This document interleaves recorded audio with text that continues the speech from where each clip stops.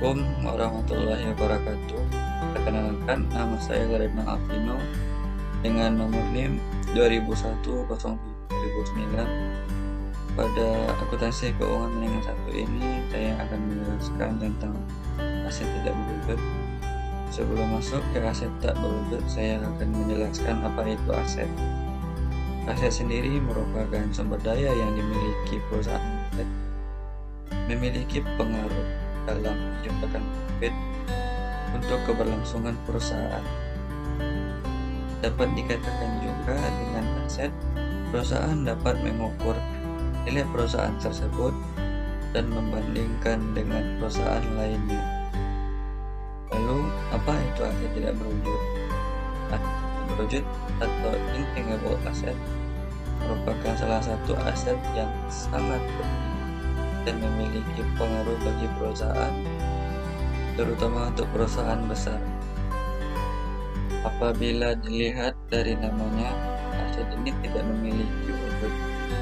Bukan berarti aset ini tidak penting dan tidak memiliki pengaruh terhadap perusahaan. Adanya aset ini membuat suatu perusahaan memiliki nilai jika ingin dialihkan. Jika nilai aset yang memiliki nilai yang relatif tinggi, maka pada nilai perusahaan tentu akan semakin meningkat. Lalu ada aktiva tidak berwujud atau aset tidak berwujud ini menurut DSAK nomor 19 2002 atau revisi tahun 2000, yaitu pertama, dapat diidentifikasi, nilainya dapat diketahui, jenisnya dapat dikategorikan. Yang kedua, tidak ada wujud fisik untuk aset tidak berwujud. Yang ketiga, dimiliki agar dapat digunakan untuk tujuan atau kebutuhan administratif lainnya. Yang keempat, sumber daya yang dikeluarkan memiliki tujuan untuk mendapatkan sumber daya yang tidak berwujud. Kata lain, pengertian dari aset tidak berwujud adalah suatu aset yang tidak terlihat wujudnya, tetapi tetap memiliki nilai bagi perusahaan serta umur ekonomisnya lebih dari 1 tahun. Keberadaan dari aset tersebut juga memiliki pengaruh dalam dunia bisnis, terutama dengan jangka waktu yang panjang. Selanjutnya ada karakteristik aset tidak berwujud. Yang pertama, tidak berwujud secara nyata. Tentu sesuai dengan namanya, aset ini memang tidak memiliki wujud serta eksistensi yang dapat dilihat secara langsung. Tetapi walaupun tidak memiliki wujud atau eksistensinya, aset ini memiliki peran yang cukup penting untuk jalannya sebuah perusahaan. Perusahaan yang bisa mulai berkembang serta memperluas pasar apabila aset tidak berwujud memiliki nilai yang kedua, tidak dapat dikategorikan sebagai instrumen keuangan. Aset yang tidak berwujud ini dapat diukur dengan nilai sifat jangka panjang. Pendapatan yang diterima aset jenis ini diterima di masa mendatang. Nilai dari aset ini juga didapatkan dari klaim. Lalu, kas akan diterima perusahaan dari subjek yang melakukan klaim aset di perusahaan tersebut. Selanjutnya yang ketiga yaitu aktiva yang bersifat jangka panjang. Masa manfaat dari aset ini adalah lebih dari 1 tahun.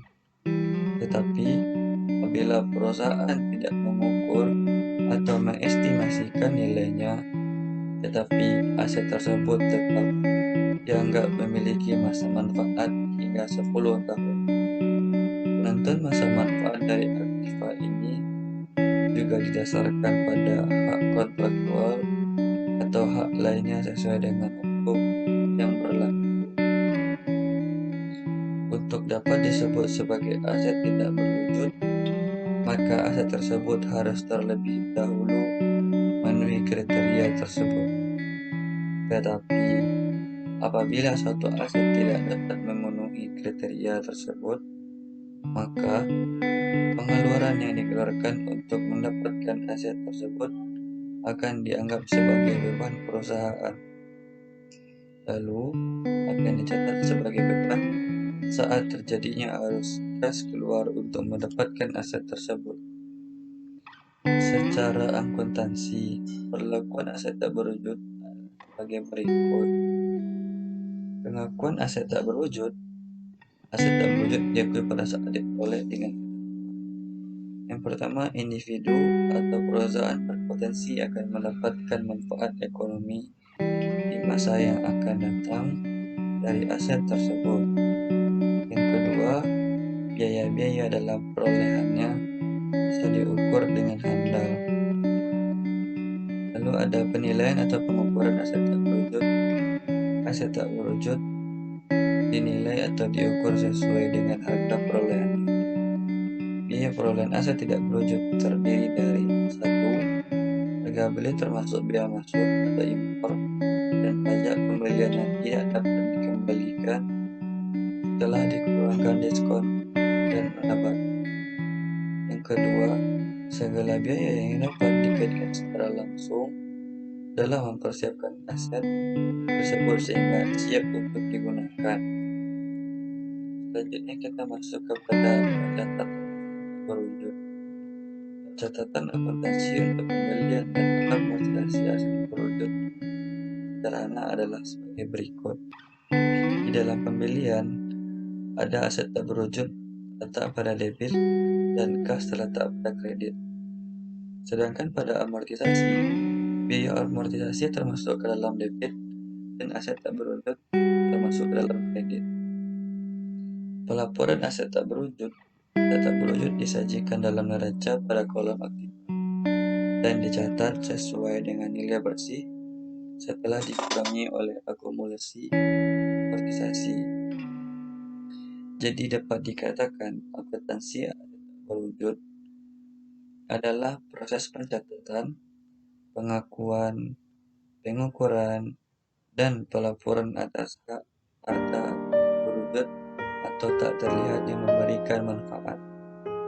Selanjutnya kita masuk kepada jenis aset berwujud. Yang pertama ada paten. Paten adalah hak eksklusif investor atau invensi di bidang teknologi untuk selama waktu tertentu melaksanakannya sendiri atau memberikan persetujuan kepada pihak lain untuk melaksanakan Indonesia. Paten diberikan selama 20 tahun pada perusahaan, sedangkan paten sederhana diberikan selama 10 tahun. Paten yang berhubungan dengan penjualan dapat diamortisasi saat tidak berfungsi dengan biaya yang dimasukkan ke biaya penjualan. Yang kedua di sini ada hak cipta. Hak cipta adalah hak eksklusif yang diberikan kepada seorang pencipta atas hasil karyanya. Hak cipta juga dapat diperjualbelikan atau digunakan oleh orang lain sesuai dengan keepakan yang berlaku. Selanjutnya, yang ketiga ada merek dagang. Merek dagang seperti halnya hak paten dan hak cipta adalah hak kekayaan intelektual juga. Merek dagang merupakan merek yang digunakan pada suatu produk yang diperdagangkan. Merek dagang berupa suatu desain logo, simbol, maupun ekspresi yang mewakili perusahaan tertentu yang dapat memberikan nilai jual suatu produk. Merek dagang memiliki masa kegunaan yang tidak terbatas sehingga jarang diamortisasi. Yang keempat ada franchise. Franchise adalah jenis lisensi yang memberikan penerima waralaba akses ke pengetahuan bisnis proses dan merek dagang milik pemilik waralaba. Franchise biasanya didapatkan dengan membayar biaya awal dan juga tawaran kepada suatu perusahaan pemilik wiralaba. Yang kelima, kita di sini juga ada leasehold. Leasehold dalam ilmu akuntansi disebut dengan aset yang disewakan. Leasehold pada umumnya memberikan keuntungan pada perusahaan sehingga jarang sekali diamortisasi. Meskipun begitu, leasehold biasanya memiliki biaya perawatan maupun biaya perbaikan yang dicatat dalam perbaikan aktiva yang disewa. Terakhir, yang keenam ada goodwill. Goodwill adalah nilai tidak berwujud yang melekat pada perusahaan dari keterampilan atau pengetahuan manajemen perusahaan dan reputasi yang baik di mata pelanggan. Goodwill yang diperkirakan umurnya tidak terbatas akan dicatat sebagai dasar harga perolehannya. Perusahaan dengan goodwill memiliki kemungkinan menghasilkan pendapatan lebih besar atau di atas rata-rata untuk setiap uang yang diinvestasikan dalam bisnis. Goodwill melekat dengan perusahaan sehingga tidak dapat dibeli dengan terpisah, melainkan harus membeli keseluruhan perusahaan. Selanjutnya kita masuk ke karakteristik. Ini ada 3 buah. Yang pertama itu dapat diidentifikasikan. Yang kedua tidak memiliki wujud fisik. Dan yang ketiga bukan aset keuangan. Biasanya diklasifikasikan sebagai aset lancar. Terus kita masuk kepada penilaian aset tak berwujud melalui pembelian. Yang pertama dicatat sebesar cost. Yang kedua termasuk semua biaya yang dikeluarkan sampai dengan aset siap digunakan. Yang ketiga yaitu biaya-biaya termasuk seperti harga beli, biaya legal, dan biaya-biaya lainnya yang timbul. Lalu ada penilaian aset tak berwujud yang dibuat sendiri. Yang pertama yaitu seluruh biaya penelitian dan pengembangan yang dikeluarkan perusahaan. Yang kedua, beberapa biaya pengembangan juga dikapitalisir jika memenuhi kriteria ekonomi. Yang ketiga, IFRS mengidentifikasikan beberapa kriteria spesifik harus dipenuhi sebelum biaya pengembangan dikapitalisasi. Selanjutnya ada amortisasi aset tak berwujud. Aset tak berwujud dengan umur terbatas. Yang pertama, diamortisasi sebagai biaya selama umur ekonomis. Yang kedua, dengan mengkredit akun aset atau akumulasi amortisasi. Yang ketiga, umur ekonomis harus menggambarkan periode di mana aset dapat memberikan kontribusi terhadap aliran kas. Yang keempat, ada amortisasi harus sebesar cost dikurangi nilai residu. Yang kelima, IFRS mensyaratkan perusahaan harus menilai nilai residu dan umur ekonomis aset tak berwujud paling tidak setiap tahun. Amortisasi aset tak berwujud. Aset tak berwujud dengan umur tak terbatas. Yaitu yang pertama, batasnya tidak dapat dilihat dengan waktu sampai kapan aset dapat diharapkan memberi kontribusi pada aliran kas. Yang kedua, tidak diamortisasi. Yang ketiga, harus dilakukan tes terhadap aset tak berwujud apakah ada penurunan nilai paling tidak setiap tahun. Selanjutnya, kita memiliki 6 kategori utama aset tak terwujud. Yang pertama yaitu aset tak berwujud terkait pemasaran dan aset tak berwujud. Aset tak berwujud terkait arsitek. Yang keempat, aset tak berwujud terkait kontrak. Aset tak berwujud terkait teknologi. Kira-kira ada itu yang pertama kita akan menjelaskan yang pertama yaitu aset tak berwujud pemasaran. Contohnya seperti ada dari merek dagang atau nama dagang, nama koran atau majalah, nama domain internet. Yang ada pada di Amerika, merek dagang atau nama dagang memiliki proteksi legal dalam jangka waktu sampai dengan 10 tahun. Lalu perolehan dikapitalisasi dan tidak diamortisasi. kedua ada aset tak berwujud terkait pelanggan. Contohnya yaitu daftar atau pelanggan, pesanan atau produksi, hubungan pelanggan kontraktual maupun non-kontrak. Yang kedua ada kos perolehan dikapitalisasi. Dan yang ketiga diamortisasi selama umur ekonomis. Lalu yang ketiga ada aset tak berwujud terkait artistik. Contohnya ada hak cipta, hak kepemilikan atas drama, karya sastra, karya musik, gambar, foto, dan video, dan materi audio visual lainnya. Sepertinya hak cipta copyright adalah hak yang diberikan oleh pemerintah kepada semua penulis, pelukis, musisi, pemohon, dan seniman atas kreasi mereka. Lalu biaya untuk memperolehnya dikapitalisasi dan diamortisasi selama umur ekonomis. Yang keempat masuk kita ke aset tak berwujud terkait kontrak. Contohnya yaitu perjanjian waralaba atau franchise, dan izin lisensi, izin konstruksi, hak siar, dan kontrak layanan atau pasokan.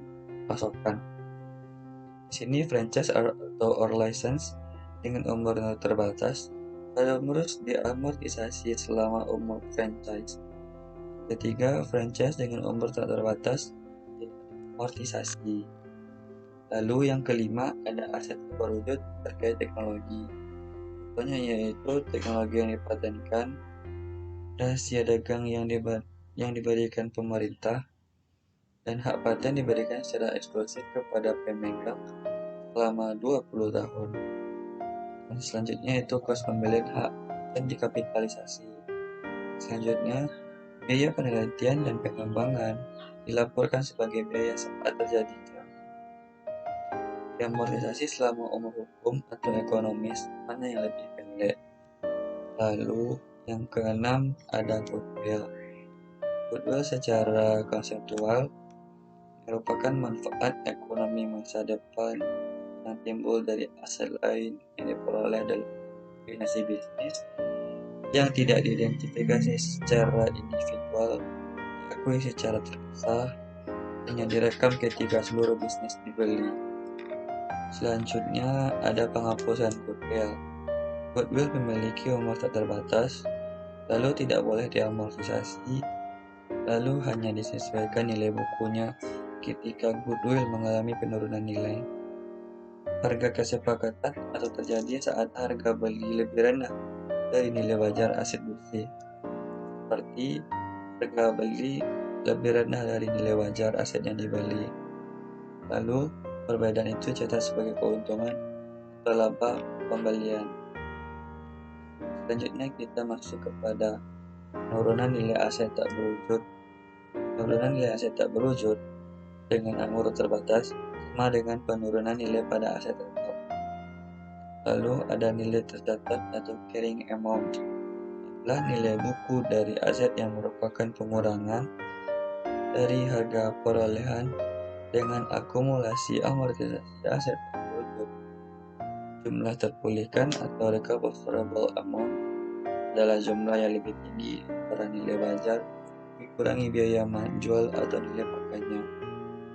Selanjutnya ada nilai pakai atau value in use, adalah nilai sekarang dari arus kas yang diharapkan dari penggunaan aset di masa depan dan penjualan aset pada akhir umur manfaatnya. Selanjutnya kita masuk kepada penurunan nilai aset tak berwujud dengan umur tak terbatas. Yang pertama, harus dilakukan pengujian apakah mengalami penurunan nilai paling tidak setiap tahun. Yang kedua, uji penurunan nilai sama seperti aset dengan umur terbatas itu, bandingkan nilai terpulihkan dengan nilai tercatat atau buku aset. Jika nilai terpulihkan lebih kecil, berarti aset tak berwujud mengalami penurunan nilai. Lalu di sini juga ada penurunan nilai goodwill.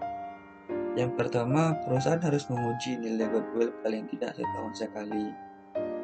Yang kedua, penilaian penurunan nilai berdasarkan kas yang bisa dihasilkan dari adanya goodwill tersebut.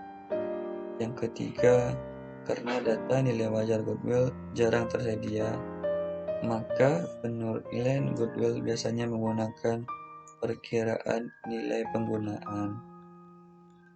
Lalu selanjutnya kita masuk kepada biaya penelitian dan pengembangan. Biaya penelitian dan pengembangan tidak termasuk ke dalam nilai aset berwujud. Beberapa hal yang dipatenkan antara lain seperti produk baru, proses, ide, rumus, lalu komposisi, atau literari. Selanjutnya ada juga di sini saya menjelaskan biaya penelitian dianggap sebagai biaya pada saat terjadinya, dan biaya pengembangan yaitu bisa atau tidak dianggap sebagai biaya pada saat terjadinya. Lalu kapitalisasi dilakukan juga penelitian dan pengembangan memakan waktu yang lama, dan perusahaan telah mendapatkan hasil dari penjualan produk tersebut, atau proyek tersebut secara ekonomis bisa dilaksanakan. Selanjutnya kita ada identifikasi aktivitas penelitian dan pengembangan. Aktivitas penelitian adalah penelitian yang masih bersifat dasar, hasilnya bersifat keilmuan, bersifat bisa diperjualbelikan. Contoh, penelitian laboratorium yang menghasilkan ilmu baru, pencarian aplikasi dari penelitian yang bisa ditemukan atau yang baru ditemukan. Selanjutnya ada aktivitas pengemban. Hasil penelitian telah dikembangkan menjadi produk, lalu sudah dapat dijual sehingga ada penghasilan yang bagi perusahaan. Lalu contohnya yaitu rumusan konsep dan desain produk yang memungkinkan atau proses alternatif. Yang juga di sini saya juga menjelaskan yaitu akuntansi untuk aktivitas penelitian dan pengembangan. Itu biaya yang termasuk ke dalam aktivitas penelitian dan pengembangan yaitu berupa bahan, peralatan dan fasilitas, personel, pembelian aset tak berwujud, kontrak servis, dan biaya tak langsung. Di sini juga saya menambahkan klasifikasi aktiva tak berwujud. Yang pertama ada cara akuisisi atau manner of acquisition, yaitu aktiva tak berwujud dapat diperoleh dengan cara membelinya dari entitas lain, seperti membeli wiralaba atau paten dari orang lain. Cara untuk memperoleh aktiva tak berwujud adalah dengan cara membuatnya sendiri melalui operasi. Contohnya adalah paten dan merek dagang. Yang kedua, dapat diidentifikasi viability. Beberapa aktiva tak berwujud dapat diidentifikasi secara terpisah dari perusahaan lainnya. Contohnya hak paten, merek dagang, dan wiralaba tak berwujud lainnya tidak dapat dipisahkan, tetapi nilainya dapat diturunkan dari nilai aktiva yang berhubungan dengannya. Contohnya adalah goodwill, yang nilainya dibedakan atas beberapa faktor seperti loyalitas konsumen atas kualitas produk dan bukan dari kepemilikan khusus. Yang ketiga ada dapat dipertukarkan atau exchangeability. Beberapa aktiva tak berwujud dapat diidentifikasi, dijual maupun dibeli, atau dengan kata lain dapat dipertukarkan. Contohnya termasuk paten, merek dagang, dan wiralaba. Aktiva tak berwujud lainnya yang dapat dipertukar kecuali dengan menjual perusahaan itu juga. Contohnya adalah biaya organisasi. Ada pihak lain yang mau membeli biaya organisasi ini secara terpisah atau terlepas dari perusahaan. Goodwill adalah contoh aktiva tak berwujud yang tidak dapat diidentifikasi dan tidak dapat dipertukarkan. Goodwill hanya akan mempunyai nilai jika dihasilkan atau dihubungkan dengan aktiva lainnya, dan dia tidak dapat diperoleh kecuali mengakuisisi aktiva lainnya secara simultan. Yang keempat, ada periode manfaat yang diharapkan atau period of expected benefit, yaitu beberapa aktiva tak berwujud seperti biaya organisasi diharapkan dapat memberikan manfaat kepada perusahaan dalam jangka waktu yang tidak terbatas. Sebagai contoh, paten memiliki umur hukum selama 17 tahun dan periode manfaat leasehold yang dicantumkan dalam kontrak lease. Selanjutnya saya akan menjelaskan tentang prinsip akuntansi dasar untuk aktiva tak berwujud. Akuntansi untuk aktiva tak berwujud melibatkan prinsip dan prosedur akuntansi serupa yang diaplikasikan untuk aktiva tak berwujud umumnya, seperti properti publik dan peralatan. Yaitu pertama, pada akuisisi menerapkan prinsip biaya. Yang kedua, selama periode penggunaan menerapkan prinsip penandingan. Yang ketiga, pada disposisi menerapkan prinsip pendapatan. Keuntungan atau kerugian yang diakui atas pelepasan sama dengan selisih antara pertimbangan yang diterimanya. Lalu saya akan menjelaskan tentang mencatat biaya pembelian aktiva tak berwujud. Sesuai dengan prinsip biaya, aktiva tak berwujud harus dicatat pada saat diakuisisi dengan biaya ekuivalen kas saat ini.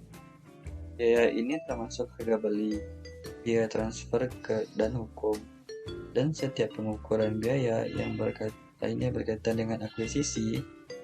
Biaya akuisisi merupakan biaya pasar saat ini dari semua penukar yang diserahkan atau dari aktivitas yang diterima mana yang lebih dapat identifikasi.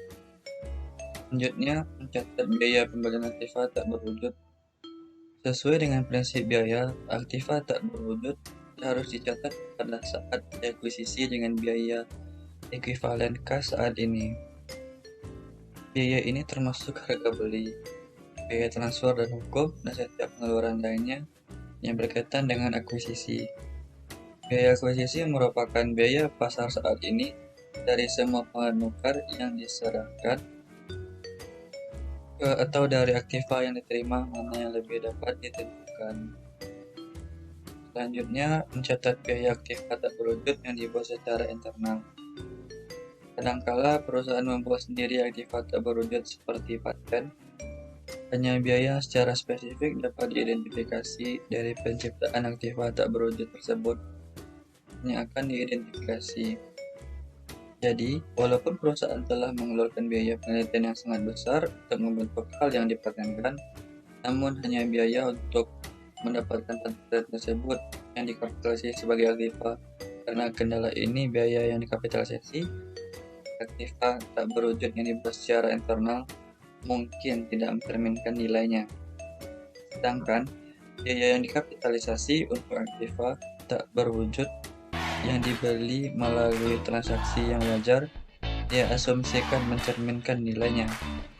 Selanjutnya kita akan masuk ke amortisasi biaya aktiva tak berwujud.